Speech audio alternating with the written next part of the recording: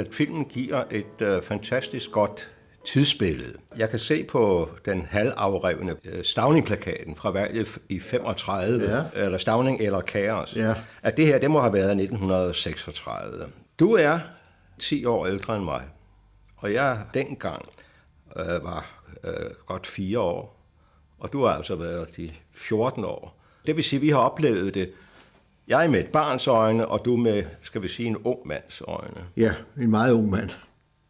Mødrene, hustruerne, de prøvede hele tiden at holde en pæn facade. Ja. Og mine kammerater, de undgik alt med hensyn til, at deres far var arbejdsløs. Men vi vidste jo naturligvis, at han var arbejdsløs. Mm-hmm. Og jeg, lille knægt der, jeg havde en opfattelse af, at det her, det er normalen. Ja. Der er en replik, der bliver gentaget i filmen, jeg har spekuleret lidt over.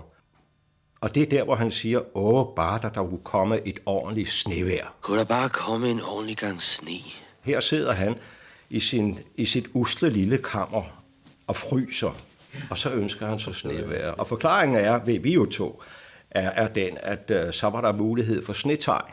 Ja. Så stillede man sig op i en kø, og så fik man snetegn og en skovl, og blev sendt ud i en eller anden gade sammen med andre, og så skulle man skovle sne. Det, der står tydeligt printet i min erindring fra disse vintre, det er, hvor usselt det så ud, forstået på den måde, at disse arbejdsløse, de mødte op til snerydning. Mange af dem havde ikke haft råd til en overfrakke. De fleste havde jo dog et halstørklæde på, men jeg tænkte, de må vel nok fryse. Jamen det med snetegn, det husker jeg tydeligt også, at jeg ønskede, at der skulle komme, jeg ved ikke om jeg ønskede snevejr, men jeg prøvede på at få snetegn, og har prøvet det nogle gange, at være ude og skrave sne. Og jeg kan da huske, at det også kneb lidt med overtøjet, men jeg var alligevel fra min tante og onkel nogenlunde pænt på synet med tøj, fordi min far og mor var død for længe siden. Men jeg husker det med snetegnet der, for jeg husker, at jeg var ude en gang, hvor jeg var ude. Det var sammen med en kammerchuk, som jeg ikke i øvrigt kendte, men en arbejdsløs. Og jeg husker, at han gik og frøs så meget, at han krøs sammen og ikke rigtig fik lavet noget. Og så sagde jeg et eller andet til ham, jamen du ved du hvad, jeg har ikke bedre sko. For jeg sagde noget om hans sko, kan jeg huske. Og så viste han fat i sålen, og så jeg et par sko, hvor der ikke alene var hul i skoene, i sålen, men også strømperne indeni var slidt hul. Og det er klart, når man går i sne, hvor det måske er 3-4 graders frost, hvad ved jeg, så kommer man til at fryse. Det er sådan lige meget, hvad man gør. Jeg siger ikke, at alle havde det så dårligt, men der var mange, der havde det virkelig dårligt som arbejdsløs. Selvom de fik deres understøttelse på, jeg tror, det var noget med 18-20 kroner om ugen. Og selvom det skal ses med et andet prisniveau, så var det elendigt. Jeg var arbejdsløs i et år, 9 måneder, og i de 9 måneder, der prøvede jeg mange forskellige løse job. 1 dag ad gangen, 4 timer kunne jeg også komme ud for. For eksempel har jeg været med til at hejse flag i anledning af et eller andet, kongeligt formentlig, på Magasin du Nord. Jeg var rundt forskellige steder og hejse flag der. Det var jo et behageligt job, men snedjobbene om vinteren og vinlager, ostelager, banke rust på Dronning Maud på et gammelt skibsværft ude på Christianshavn. Det er så nogle af de ting, jeg havde 1, 2, 3 dage. Undskyld. Jeg tænkte, om de måske havde brug for en mand. Det skulle da være for at finde en, der kunne jage alle de folk væk, der kommer her og tigger om arbejde. Jeg kan huske fra en af de første udstillinger på Arbejdermuseet, den beskæftigede sig med 30'erne, har man udstyret soveværelset, som det var dengang. Der var jo 2-værelseslejlighederne, det var størst, om jeg så må sige, ikke? Og der sov ungerne og forældrene i soveværelset. Og der har du en opstilling, hvor en arbejdsløs far, han sidder på sengekanten i sin undertrøje og har tændt en smøg. Og du ser sådan fornedrelsen i ham. Og det, jeg gættede, da jeg så billedet, så sagde jeg, Han er nu ved at stå op, og han skal hen og stemple. Man skulle jo møde op på kontrolstedet, ikke? Jo, og så have til stempel for, at man efter ugens udgang så kunne få en lille sum penge. Det der med fornedrelsen, det tror jeg spillede en meget, meget stor rolle. Altså ens selvhævdelse, identitet havde lidt skade under en arbejdsløshed af en vis længde. Og der er også en anden erindring, jeg har fra den gang, og det var jo, at hvor det blomstrede med købmandsforretninger og bagerforretninger og alle mulige slags forretninger, så var der også et værtshus på hver anden gadehjørne. Det er klart, når der var lønudbetaling for dem, der havde arbejde, ikke? Der gik vejen mange gange efter fyreaften hen på et værtshus, og der har jeg som dreng oplevet dem vakle hjem til en fortvivlet kone. Hold kæft, din gamle luder, jeg skal lære dig din forbandelse. Men jeg ved også fra mine kammerater, at der har været tragedier, hvor når man har været hen og fået sin understøttelse, lod en vis del af pengene gå til bajer og brændevin. Jeg husker det jo også med kontrol. Altså hver eneste dag var der kontrol. Man kunne se, at de stod i lange køer, og hvor de handlede med alt muligt.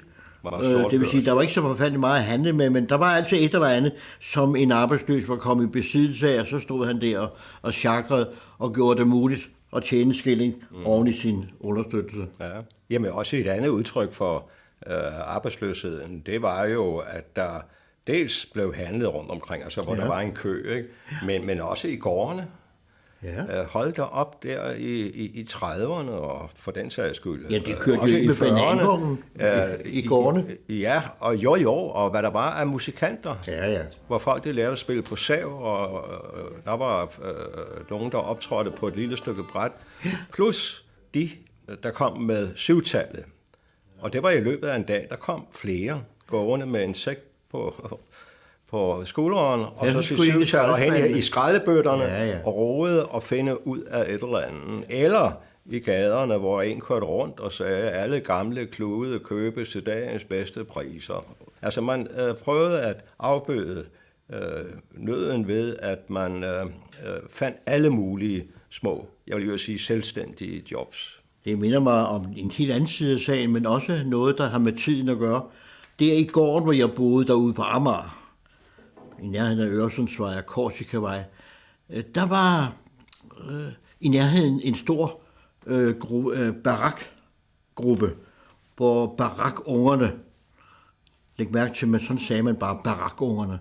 Dem, der kom derovre fra, det var klart, det var dem, der angreb os, ikke? Men vi forsvarede os så godt vi kunne. Men de kom gående, med pissedronningen i spidsen.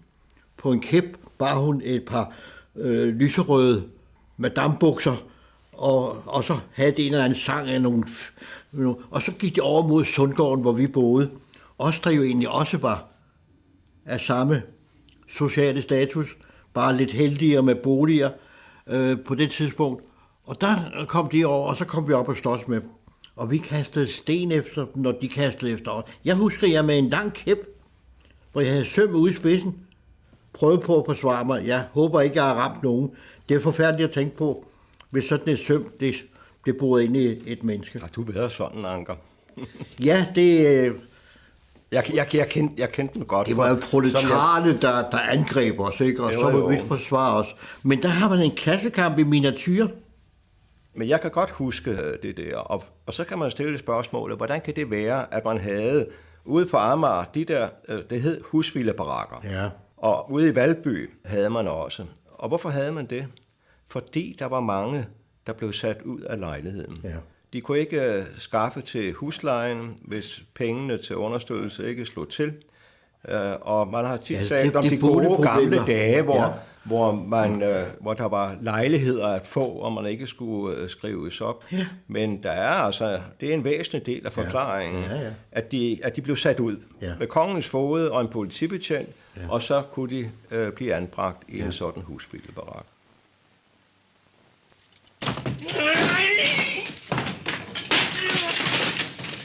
Efter jeg så filmen, jeg kan huske en demonstration, hvor der er en transparent Og hvis jeg ikke husker fejl, så står der noget med 200.000 arbejdsløse. Ja. Det stod der, det er rigtigt. At vi har lige så mange arbejdsløse i dag. Det har vi. Hvis du tager dem, der regulært er opført i statistikken, så er det et højt tal. Hvis du tager, hvad der er i aktivering, men de bliver holdt uden for statistikken, så kan du supplere med det tal. Hvis du tager dem, der er på orlov, så er de uden for arbejdsmarkedet og tæller ikke med. Og en betragtelig del af dem, der er på efterløn, de er mere eller mindre blevet tvunget til det. Mange gør det og ser det som et gode, men der er også dem, der er nået en høj alder, og hvor arbejdsmarkedet er mere eller mindre lukket i, og hvor de er tvunget til at gå på efterløn.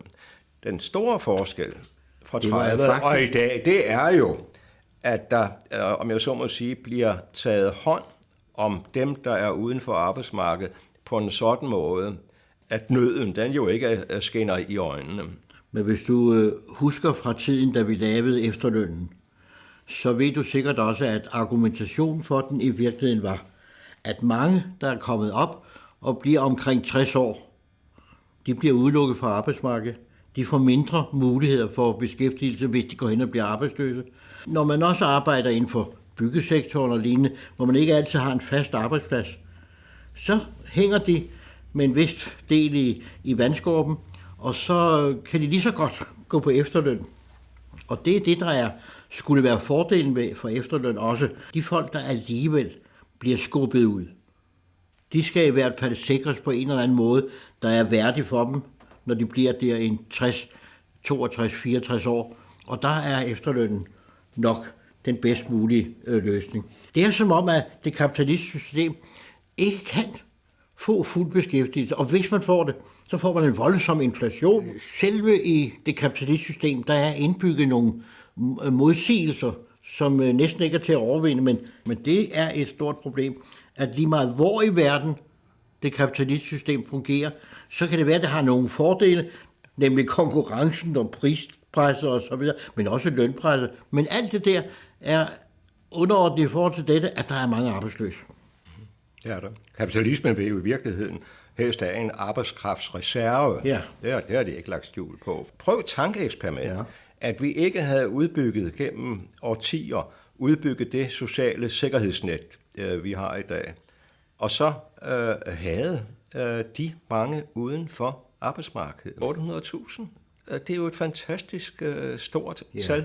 Og derfor hører jeg til dem, der siger, jamen altså, der er ikke nogen mere, der heldigvis skal gå langs husmuren og drømme om et eller andet uopnåeligt og føle ydmygelsen ved at være arbejdsløs. Der har vi heldigvis noget dertil, hvor dem, der er udenfor, de mærker den solidaritet, som altid skal kendetegne samfundet, hvor de får ranke ryggen, og hvor de siger, okay, jeg er et individ, jeg ønsker at virke i det her samfund, arbejde, det er mig ikke for ondt, som tingene de ligger, men jeg er en fuldgyldig borger. Og det er meget, meget, meget vigtigt. Hvis man opgiver fra de offentlige, fra staten, fra samfundets side, og siger, der er ikke noget at gøre ved det. Der er nogen, der skal være arbejdsløse. Det må man affinde sig med, og så skal de selvfølgelig også have lidt understøttelse. Hvis man gør det, så stiger arbejdsløsheden til endnu større tal, og derfor tror jeg, det er vældig vigtigt at fortsætte kampen imod arbejdsløshed og nå så langt, som man overhovedet kan på det felt. Og der må jeg indrømme, der er nogle grænser, når det gælder det kapitalistiske samfund, men det må vi tage med.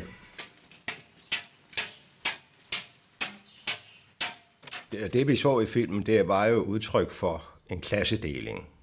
Meget tydeligt. Og det, der foregik i de år, det var jo det, man kalder en klassekamp. Og man vidste, hvilken klasse man tilhørte, og hvad man kæmpede for. Og når jeg for eksempel har sagt, at nu har vi udbygget et sikkerhedsnet, der gør, at den, der ikke er på arbejdsmarkedet, kan ranke ryggen. Ja, når man nu ordentligt betaler den for ikke at bestille noget. Så må den bemærkning ikke dølge noget, jeg aner tydeligere og tydeligere i horisonten. Nemlig, at der er ved at ske en splittelse i vores samfund. Vi har tilstræbt at få et homogent samfund, ikke? Hvor ligheden på forskellige områder er blevet udbygget. Men jeg ser jo et tydeligt og tydeligere skel imellem de, skal vi sige, 3/4 af befolkningen, der er veloverlagte, og som tjener penge, når begge har arbejdet i et ægteskab og er gode og forbrugere, og så dem, der er kørt ud på en sidelinje, og som efterhånden for manges vedkommende har mistet forhåbning om at komme ind. Jeg tænker jo ikke bare på indvandrerne i Danmark, men også på mange danskere på kontanthjælp. Der skal vi være opmærksomme.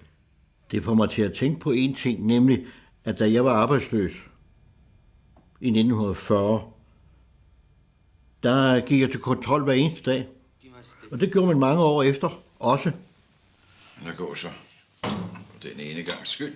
Men så var der en, der blev fagforeningsformand, blandt andet mig, og en smed, og vi krævede, at han gennemførte en lov, der sagde, at man ophæver dette system med, at man skal gå til kontrol på det ved nedværdigende. Det endte med, at vi i første omgang blev enige om, at man skulle kun gå hver anden dags kontrol, og senere afskaffede man totalt den form for kontrol, der består i lange køer foran kontrolstedet, som i øvrigt blev et meget livligt sted. På det sted, hvor man gik til kontrol, der samledes de arbejdsløse, og foruden det, at de solgte alt muligt, de kunne komme til at sælge, så var der også et arnested for politisk aktivitet. Og selvom kommunisterne selvfølgelig ikke var min smag, så må jeg sige, de satte liv i kludene. Er ikke rigtige kammerater længere, når de først får arbejdet. Det kan alle I, der står her og snakker med om. På kontrolstedet i Ingerstøgade, der talte de op fra nogle små fremspring, der var på kontrollokalerne. Der talte de op fra der. Så gav det i hvert fald noget liv. Hvad nu? Nu går der et eller andet meget stort antal arbejdsløse derhjemme, og dækker sig, om jeg så må sige, jeg våger den dristige påstand, at der har en fordel i hvert fald ved, at man går til kontrol, at så ser man ustandsligt, hvor mange vi er. Mm. Og det mangler i dag, fordi der er altså noget om, at det ikke nok, man kan læse sig til, at nu er tallet så meget. Men hvis man hver dag går til kontrol og ser den lange kø, og nu står man som nummer 27 eller 30 eller mere endnu, og det går en time hver dag med at stå i kø, så bliver man klar over, at der er noget, der hedder arbejdsløshed. Hvorfor har du 7 stempler på dit kort? Du skal kun have 6. Kastergadeforliget står jo stadigvæk sådan som et monument, kan man sige, ikke? For den sociale udbygning af samfundet. Altså, det var jo den store start. Det, der var forinden, det var jo småting. Det var starten, og det var et monument, som man, eller skal vi sige et fundament, som man senere byggede ovenpå. Ja. Ja. Hver eneste socialt initiativ har på en eller anden måde sit udspring i den holdning, der kom til udtryk i Kanslergadeforliget. Ja. Derfor er jeg enig, det er et historisk monument, men altså vigtigere nu, det er stadigvæk noget, der er under revision, eller bør være under revision, fordi de sociale problemer tager nye former, og det er jo det, vi også ser i dag.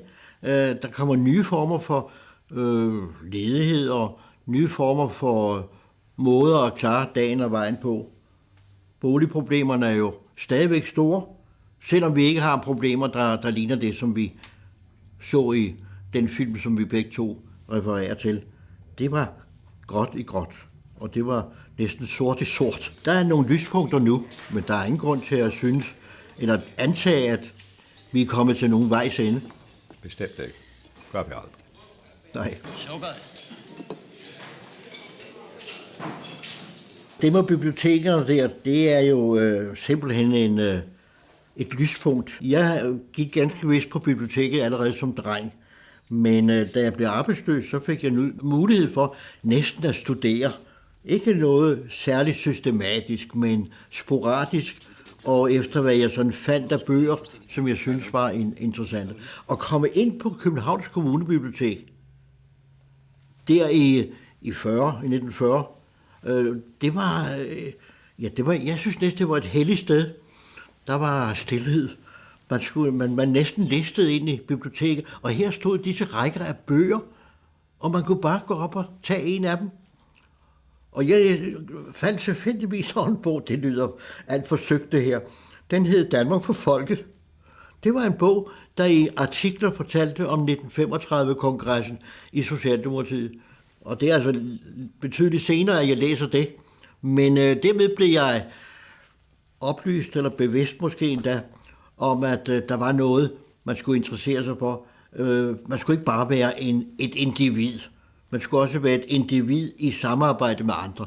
Altså det er stort sagt, men jeg tror, det kom der. Det er kommunebiblioteket, der har befordret det for mit vedkommende.